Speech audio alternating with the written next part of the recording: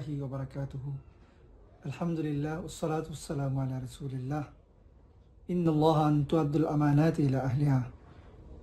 সুপ্রিয় দেশবাসী, ভাই বোনেরা, আমাদের জাতীয় জীবনে অত্যন্ত গুরুত্বপূর্ণ একটি দিন আগামী 12ই ফেব্রুয়ারি গণভোট এবং ত্রয়োদশ জাতীয় সংসদ নির্বাচন উপলক্ষে মহান আল্লাহ সুবহানাহু ওয়া তাআলা আমাদেরকে দিক নির্দেশনা দিয়েছেন আমরা যাতে আমাদের আমানত সঠিক জায়গায় প্রয়োগ করতে পারি। অন্যথায় এই আমানতের খেয়ানতের ব্যাপারে আমাদেরকে দুনিয়া এবং আখেরাতে জবাবদিহি করতে হবে।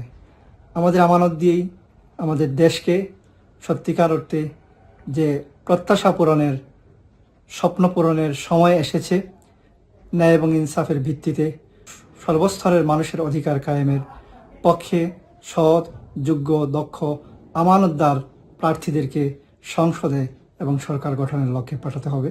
তখন কেবল আল্লাহ রাব্বুল আলামিন আমাদের ভাগ্যের পরিবর্তন করে দেবেন। আমাদের ভাগ্য পরিবর্তনের জন্য আল্লাহ রাব্বুল আলামিনের বিধান হচ্ছে ইন্নাল্লাহা লা ইউগাইয়িরু বিকওমিন হাত্তা ইউগাইয়িরু মা বিআনফুসিহিম। কোনো জাতির ভাগ্যের পরিবর্তন আল্লাহ ততক্ষণ করেন না যতক্ষণ পর্যন্ত সেই জাতি তার সঠিক সিদ্ধান্ত গ্রহণ করে নিজেদের ভাগ্য পরিবর্তনের ব্যাপারে ইনিশিয়েটিভ নিতে না পারে। আমাদের সেই কাঙ্ক্ষিত সময় এসে গেছে খুবই তাড়াতাড়ি, খুব অল্প সময়ের ভিতরেই আমরা যাতে আমাদের ভাগ্য পরিবর্তনের জন্য নিজেদের দায়িত্ব পালন করতে পারি এবং অন্যদেরকে সেই দাওয়াত পৌঁছে দিতে পারি। আল্লাহ রাব্বুল আলামিন আমাদেরকে তৌফিক দান করুন এবং আমাদের দেশের উত্তরোত্তর সমৃদ্ধি দান করুন। আমিন।